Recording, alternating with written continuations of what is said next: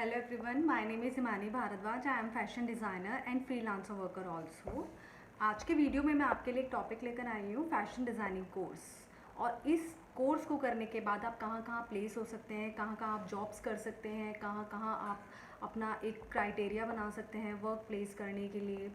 सबसे पहली चीज़ आपको ये पता होना चाहिए कि what is the fashion designing, क्योंकि बहुत से लोगों को बहुत सारा कन्फ्यूजन्स होते हैं कि फ़ैशन डिज़ाइनिंग होता क्या. और एक सबसे एक ऐसा जो हम सोच भी नहीं सकते, लोग यही सोचते हैं कि फ़ैशन डिज़ाइनिंग में सिर्फ टेलरिंग का काम होता है, सिर्फ कपड़े सिलना. लेकिन ऐसा बिल्कुल नहीं है.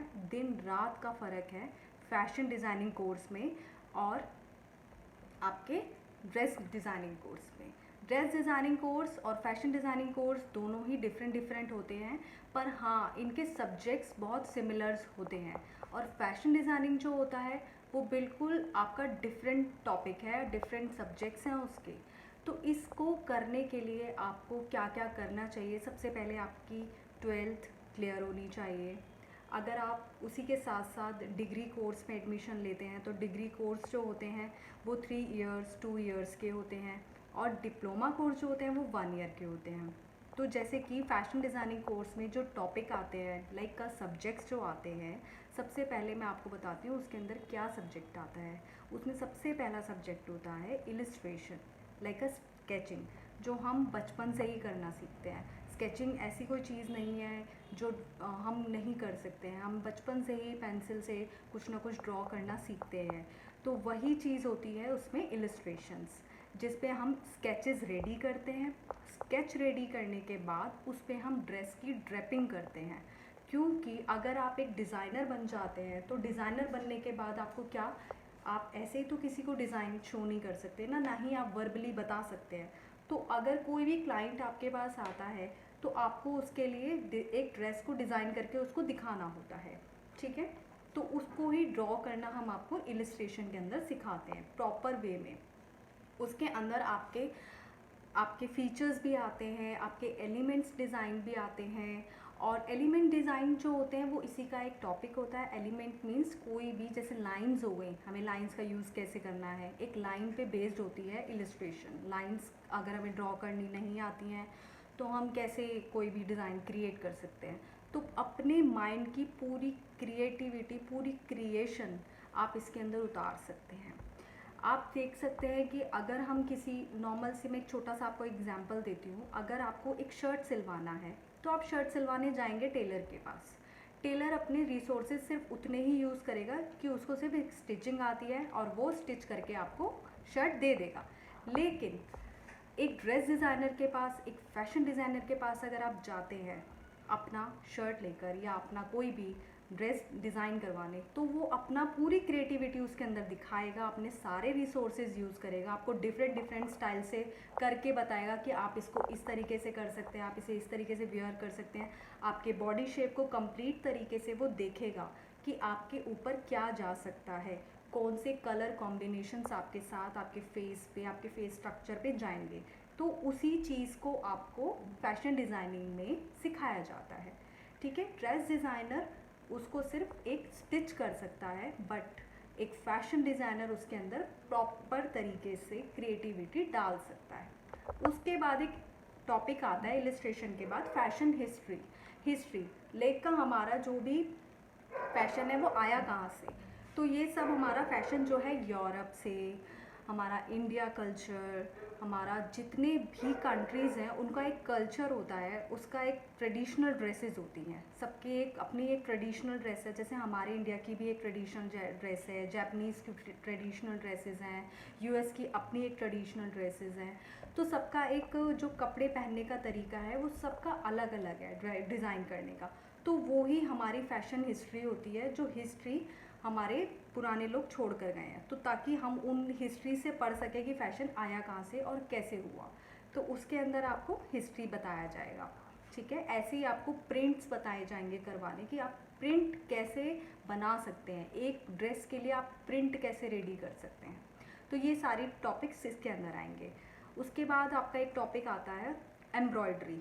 एम्ब्रॉयडरी जो होता है एक प्लेन फैब्रिक को बहुत अच्छा क्रिएटिव दिखाने के लिए, डिज़ाइनर दिखाने के लिए, जिसकी बहुत डिमांड भी होती है। आपने देखा होगा कि जितनी भी ब्राइडल ड्रेसेस होती हैं, जितने भी हैवी ड्रेसेस होते हैं, हैवी गाउन्स होते हैं, वो सब इसी के एम्ब्रॉयडरी के उस पे बेसिस पे ही होते हैं। क्योंकि अगर हम एम्ब्रॉयडरी नहीं करेंगे तो ड्रेस प्लेन है, और एम्ब्रॉयडरी का अपना एक अलग ही वो है कि आप उसको देख सकते हैं कि अगर आपने किसी भी प्लेन ड्रेस पर अगर आपने दबका वर्क कर लिया, आपने कट दाना वर्क कर लिया, आपने उसके ऊपर कोई भी एंकर थ्रेड से एम्ब्रॉयडरी करी, जो भी आप एम्ब्रॉयडरी करते हैं उससे वो ड्रेस अट्रैक्टिव हो जाता है। ये कंप्लीट इसके अंदर आता है सब्जेक्ट। उसके बाद आता है टेक्सटाइल डिज़ाइनिंग। टेक्सटाइल डिज़ाइनिंग अपने आप में एक प्रॉपर एक सब्जेक्ट है, क्योंकि वो एक कपड़े से रिलेटेड है, फाइबर से रिलेटेड है।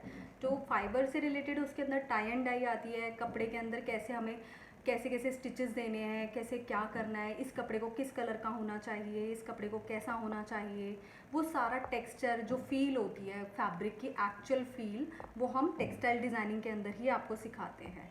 ठीक है। फिर उसके बाद एक सब्जेक्ट आता है आपका पैटर्न मेकिंग। पैटर्न्स जो होते हैं, मेन कंसर्न होता है पैटर्न्स का। पैटर्न मेकिंग में आपको सबसे पहले ड्राफ्टिंग्स बनानी होती है। ठीक है। ड्राफ्टिंग्स बनाने के लिए आपको क्या करना होता है, एक फ़ाइल लेनी होती है, फ़ाइल के ऊपर आप ड्राफ्टिंग ड्रॉ करते हैं। कोई भी जो भी आपको ड्रेस बनाना है, जो भी आपको ड्रेस बनाना होता है उसका एक ड्राफ्टिंग हमें बनाना पड़ता है। तो ड्राफ्टिंग बनाने के बाद हम सीधा सीधा पैटर्न्स बनाते हैं ब्राउन पेपर पे। ब्राउन पेपर पे पैटर्न बनाने का मतलब ये होता है कि कभी भी हम किसी भी कपड़े की अगर कटिंग कर रहे हैं तो हम उस पर ब्राउन पेपर को प्लेस करेंगे और देन कट कर देंगे। ठीक है। वो बॉडी फिटेड पैटर्न्स होते हैं जो बिल्कुल एक्यूरेट मेजरमेंट के साथ हम पैटर्न को क्रिएट करते हैं। तो पैटर्न में कोई भी मार्जिन्स नहीं होते हैं, वो जब आप करेंगे तो उसको डिटेलिंग में उस तरीके से बताया जाएगा आपको। ठीक है। उसके बाद कोई भी गारमेंट का पैटर्न बनाने के बाद मेन पार्ट आता है गारमेंट कंस्ट्रक्शंस। गारमेंट कंस्ट्रक्शन का मतलब होता है आपको पूरे कंप्लीट गारमेंट को स्टिच करना, हाउ टू स्टिच, हाउ कैसे आप उसकी स्ट्रेट स्टिचेस कर सकते हैं, कैसे आप उसके अंदर नाइफ प्लीट्स डाल सकते हैं, कैसे आप उसके अंदर गैदर्स डाल सकते हैं। वो सारी डिज़ाइनिंग जो भी होती है वो सारी स्टिचिंग की होती है। तो वो डिज़ाइन करना, उसको कैसे स्टिच करना है, कैसे कहाँ पर उसमें हैमिंग करनी है, वो सारा उसके अंदर पार्ट आता है गारमेंट कंस्ट्रक्शन के अंदर। उसके बाद हमारा एक टॉपिक आता है जो बहुत आजकल के टाइम पर कैट डिज़ाइनिंग का अपना एक ही अलग फ्लो है, क्योंकि हर कोई कोविड की वजह से घर पे बैठ के काम करना चाहता है। तो हर कोई ये चाहता है कि कुछ ऐसा काम हो जो हम फ्रीलांसिंग कर सके। फ्रीलांसिंग में आपको सबसे पहले क्या करना होगा, आपको कैट डिज़ाइनिंग करना होगा। तो कैट डिज़ाइनिंग आने के लिए आपको हमारे 3 सॉफ्टवेयर्स होते हैं जो आपको लर्न करने पड़ते हैं। सबसे पहले कंप्यूटर को ऑपरेट करना आपको बहुत अच्छे से आना चाहिए। ठीक है। उसके बाद क्या होता है इसके अंदर, इलिस्ट्रेटर। जैसे कि मैंने आपको सबसे पहले टॉपिक में बताया था, इलिस्ट्रेशंस, ये होता है उसका पार्ट इलिस्ट्रेटर। जो डिज़ाइन आपने मैन्युअली स्केच करके हाथों से बनाए हैं वो अब आप कंप्यूटराइज्ड बनाएंगे। तो कंप्यूटराइज्ड बनाने के बाद आपका क्या बचता है, सबसे पहले टाइम कंज्यूम होता है आपका। ठीक है।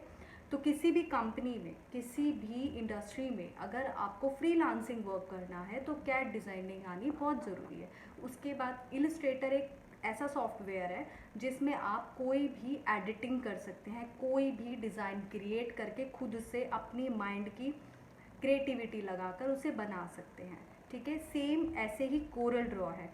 उसके बाद आता है हमारा फ़ोटोशॉप। फ़ोटोशॉप हमारा यूज़ होता है मूड बोर्ड्स के लिए, हमारे बैकग्राउंड्स के लिए, हमारे कलर को चेंज करने के लिए, बहुत सारी चीज़ें इसके अंदर आती हैं। इस मूड बोर्ड्स का मतलब होता है फैशन डिज़ाइनिंग में बहुत सारी इमेजेस का एक कोलाज बनाकर आप प्रेजेंटेशन भी दिखा सकते हैं। तो प्रेजेंटेशन को दिखाने के लिए आपको क्या, फ़ोटोशॉप सीखना होगा। तो ये 3 सॉफ्टवेयर जो हैं जो मेन होते हैं कैट डिज़ाइनिंग में, आपको आने ही चाहिए। ठीक है। इसके बाद आता है आपके मार्केट सर्वेज, जो हम फैशन डिज़ाइनिंग के इन बिटवीन कोर्स जब स्टार्ट होता है और एंड होता है तो इस बीच में हम आपको मार्केट सर्वे करवाते हैं। ठीक है। जो भी ट्रेनर्स होते हैं आपको खुद ही आपको मार्केट विजिट कराते हैं, क्योंकि आपको ये पता होना चाहिए कि कहाँ से सबसे ज़्यादा चीप और सस्ता फैब्रिक मिल रहा है। ठीक है। लाइक अगर सस्ता फैब्रिक अगर आप करते हैं तो उसका ड्रेस क्रिएट करके आप सेल करते हैं या बनाते हैं या किसी के लिए भी बनाते हैं तो उसमें आपको कुछ ना कुछ कॉस्टिंग बचती है। तो वो सारी चीज़ें आपको पता होनी चाहिए कि कौन सी मार्केट में सस्ता फैब्रिक मिलता है। ठीक है।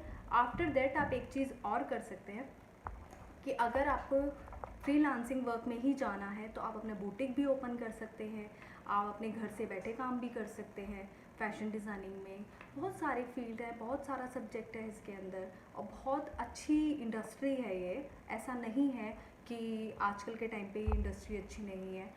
हर कोई चाहता है कि वो घर पे बैठे अर्न करे, तो ये बहुत अच्छा सब्जेक्ट है। जो भी स्टूडेंट्स अभी पास आउट हुए हैं या होने वाले हैं, तो उनको अगर फैशन डिज़ाइनिंग करना है या उससे रिलेटेड कुछ भी अगर आप पूछना भी चाहते हैं तो आप मेरे को मैसेज कर सकते हैं मेरे यूट्यूब चैनल पे। दूसरी चीज़ मैं आपको बताऊंगी, इसमें एक और फील्ड है हमारी, एक्सपोर्ट हाउसेस। एक्सपोर्ट हाउसेस में काम करने का मतलब क्या होता है? एक्सपोर्ट हाउसेस के लिए आपको एक टॉपिक सीखना होता है, मर्चेंटाइजिंग। जो फैशन डिज़ाइनिंग करने वाले स्टूडेंट जो होते हैं वो थोड़ा अवॉइड करते हैं। वो इसलिए करते हैं क्योंकि वो सोचते हैं कि मुझे सेल्स तो करनी नहीं है। बट हाँ, मैं बताना चाहूँगी कि एक्सपोर्ट हाउसेस में, बाइंग हाउस में अगर आप जॉब करते हैं, अगर आपकी जॉब्स लगती हैं, आप वहाँ पे इंटरव्यू क्लियर कर लेते हैं, तो वो एक अपना ही एक रोल होता है, ठीक है। सबसे पहली बात, वहाँ पर सबसे ज़्यादा बल्क में काम होता है, तो आप बहुत सारे लोगों की मेजॉरिटी के बीच में आप काम करना सीखते हैं, ठीक है। उसमें एक चीज़ नहीं, बहुत सारे डिफरेंट माइंड सेट होते हैं, तो डिफरेंट माइंड सेट होने का मतलब यही है कि आप बहुत सारी चीज़ें सीख पा रहे हैं, ठीक है। उसके बाद उसके अंदर एक चीज़ और आती है कि आप उसके साथ साथ मार्केट सर्वे करना, उसके अंदर जितनी भी रिटेलिंग होती है, जितनी भी स्टाइलिंग होती है, शोरूम कैसे डिज़ाइंस करे जाते हैं, कैसे कैसे आपको स्टॉक लेना है, कैसे आपको बायर से बात करनी है, कैसे आपको सेलर से बात करनी है, वो सारा इसके अंदर आपको बताया जाता है। तो मर्चेंटाइजिंग भी एक पार्ट है जो आपको करना चाहिए, ठीक है। सो आपको मैं यही कहना चाहूँगी कि ऐसा नहीं है कि कोई भी फील्ड ख़राब है या कोई भी फील्ड अच्छी नहीं है, बट फैशन डिज़ाइनिंग अपने आप में इसलिए क्रिएटिव है क्योंकि उसमें खुद आप अपने लिए भी बहुत सारी चीज़ें क्रिएट कर सकते हैं, ठीक है। तो आप सबसे पहले अपने माइंडसेट को ठीक कीजिए कि आपको क्या करना है। एक्चुअली अपने माइंड में क्लियर कीजिए कि आपको क्या करना चाह रहे हैं। आप फैशन डिज़ाइनिंग करना चाहते हैं या खाली ड्रेस डिज़ाइनिंग करना चाहते हैं।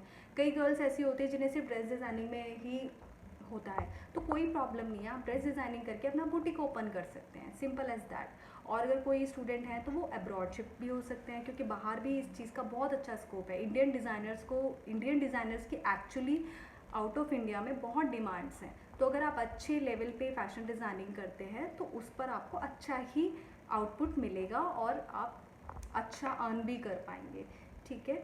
आई होप आपको ये वीडियो मेरा पसंद आया होगा। प्लीज़ इसे लाइक करिएगा, शेयर करिएगा ज़्यादा से ज़्यादा। और अगर कोई भी क्वेरी आप करना चाहते हैं, कुछ भी चीज़ें आप मुझसे पूछना चाहते हैं, तो आप मुझे मैसेज कर सकते हैं मेरे यूट्यूब चैनल पर। Thank you so much.